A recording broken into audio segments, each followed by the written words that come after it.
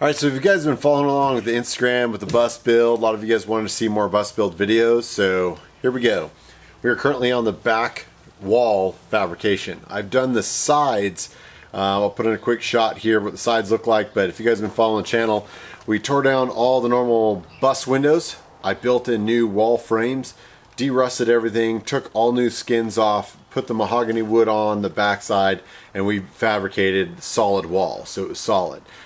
Just this spring when I got home, we'll put in some shots now, but I've installed the windows. That's going to be another video because there's some important things that I want to kind of discuss over the quality of some of these windows that you can buy online. So if you want to hear that video, I think I'm going to make it a separate video.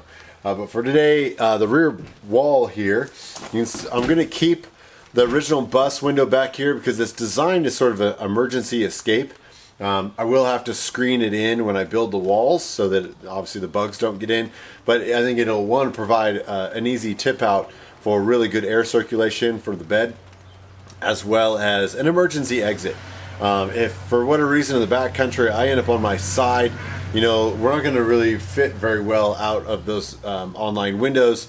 You've got the driver door, and then we're going to be framing in the school bus door, so the only other option is to come out the rear. And I think for just standard safety, not a lot of people think about when they're building bus lifes, van lifes, when they're building these things, on some of the safety features that are built in. And we'll talk about that when I get into the seat belts, because it's not ideal the way I'm doing it. I'm going to have it secured, but it's going to be a side load. So you probably still wouldn't really want to get in a wreck. Better than nothing. But ideally, you'd still want people facing forward. You know, RVs had seatbelts in them from side couches and things like that for legal reasons. But I don't think from a crash point that they're still probably ideal because you're going to get side loaded on a lap belt. We'll look into different options when we get to that point. So for today, we're going to cover essentially the build back here. So we're putting in more 1.5 inch square tubing. This is 060 wall thickness. Back wall is going to be very structurally sound. And then today, I've got the welder back here. I've got some just scrap sheet here. It's pretty thick, probably thicker than I need to. But what I'm going to do is I'm going to reinforce these sections up here so that I can mount things onto this wall. More than likely what I'm going to mount is a spare gas container. Rotopax is still one of the best brands out there you can really go for. They're starting to do a cheaper version of their blow molds, but I'll probably stay with their triple design Rotocast. They're just bulletproof. I really enjoyed the 1 gallon that I started experimenting with for adventure motorcycling, even for carrying in the Scout. They're amazing. I can trust them being inside. But I think I don't really need to store gasoline inside here. We're going to use this trunk area for other things, and so I'll probably have two 2-gallon spares on this back wall. The sides are going to carry basically the Mat Tracks. Alucab, one of the companies from Australia, makes a beautiful table flip down. We're going to be running that Mat Track holder on the side. Not sure about high lift jack or shovel. We may do some sort of a multi-point piece off the driver's side. But for this back wall, I plan on having either 2 spare tires back here because of the dually, or 1 spare will turn into essentially a storage cabinet as we go down the road, and we can have that conversion made at any time. But I think what I'll do here is I'll get this plate welded up today, and that'll give me somewhere to mount that sort of universal rack that Rotopax makes for UTVs and ATVs. It's 24 inches, so if I space this out about 2 feet is what I got planned. We'll get this welded up, and then I'll have an actual solid piece to mount a heavier item like gas tanks and things like that onto the outside without having to worry about just the structural integrity of that wall that we're building. And then we're getting rid of the tail lights. I've already relocated some purposely on a temporary bumper down here. We're going to get the new fabrication of this wall and get this back up hopefully this week, and we'll be back together with just need to fabricate the corner pieces. Redoing the outside is not an easy task. None of this would be possible without my local roofing company. They've supplied me with beautifully covered white metal 0.26. It's nice and thick. It comes in 40.5 inch sheets so that I was able to do the walls of the entire bus. I got a small panel piece to refabricate this back wall, as well as they made me custom 2.5 by 3.5 inch corner pieces that we're gonna have to custom bend for the molding around the outside. So stay tuned, guys. That's what's happening on the bus.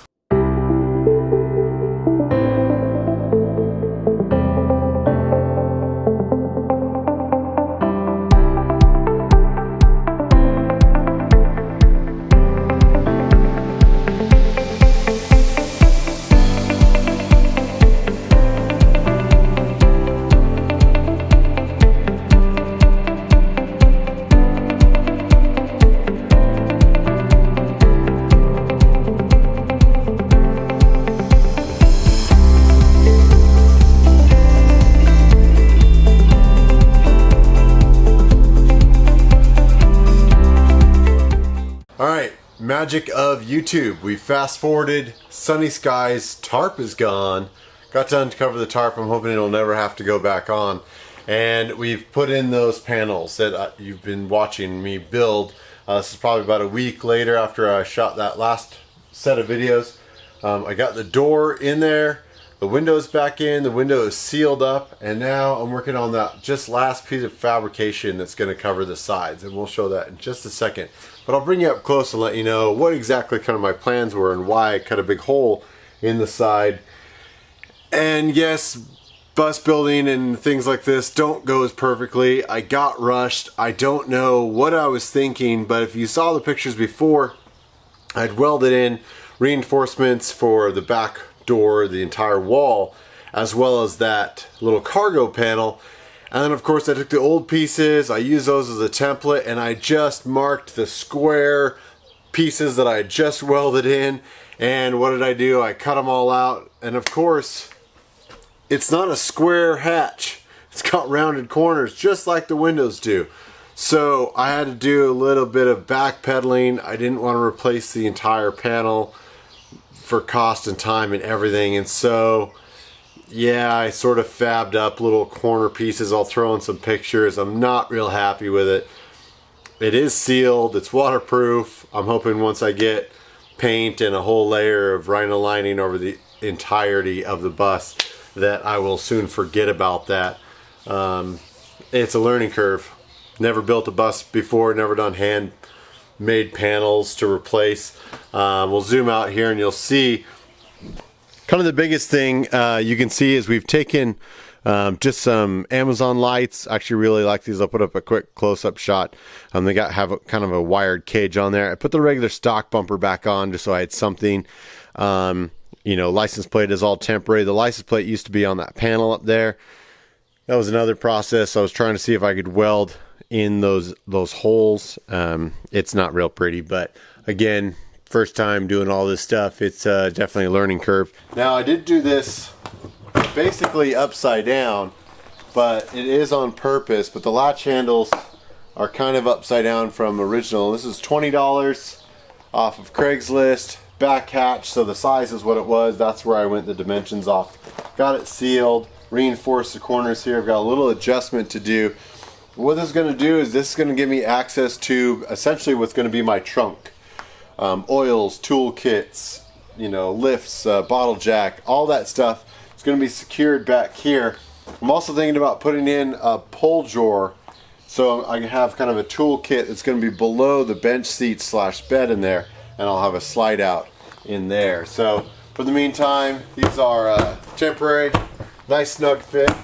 I can get those rekeyed for locks, and so that's why we ended up cutting a giant hole and going through this crazy madness.